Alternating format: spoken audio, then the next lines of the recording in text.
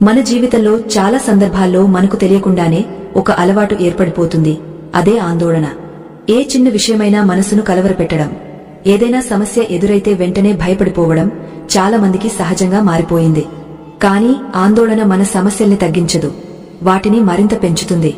ఒక వ్యక్తి ఉదయం లేచినప్పటి నుంచి రాత్రి నిద్రపోయేంత వరకు ఎందుకో ఒక విషయానికి గురించి ఆలోచించుకుంటూనే ఉంటాడు.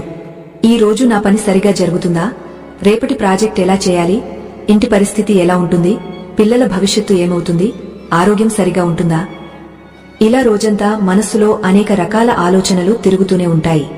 ఇది కొన్నిసార్లు సహజమే. కానీ ఆందోళన మనల్ని పూర్తిగా కవర్ చేసుకుంటే, ఏ పని చేసినా ఒక గందరగోళం, ఒక నిరాశ మనలో ఉండిపోతే, అప్పుడు అది సమస్యగా మారిపోతుంది.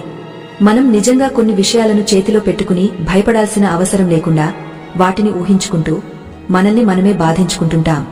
ఉదాహరణకు, ఒక వ్యక్తి ఆఫీస్లో చాలా కష్టపడి పనిచేశాడు. కాని అతని మనసు ఎప్పుడూ ఒకటే ఆలోచన చేస్తూ ఉంటుంది. ఈ పని సూపర్వైజర్కు నచ్చుతుందా లేదా? ఈ ప్రాజెక్ట్ ఫలితం ఏమవుతుందో? ఈసారి ప్రమోషన్ వస్తుందా లేదా?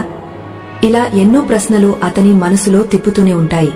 ఈ ఆలోచనలు ఎక్కువైపోతే పనిమీద మనస్సు కేంద్రీకరించలేకపోతారు. ప్రతి చిన్న లోపం పెద్ద సమస్యలా కనిపించేస్తుంది. మనం మంచి పని చేసినా మనల్ని మనమే అనుమానించుకోవడం ప్రారంభిస్తాం.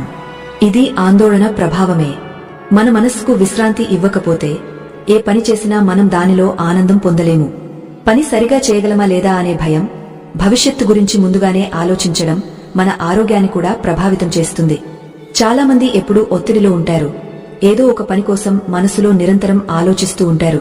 ఫలితంగా గుండె సంబంధిత సమస్యలు, రక్తపోటు, మానసిక క్షీణత వంటి సమస్యలు వస్తాయి.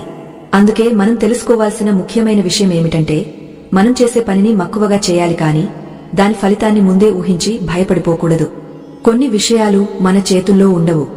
మనం శ్రద్ధగా పనిచేస్తే దానికి సరైన ఫలితం మనకు దక్కుతుంది.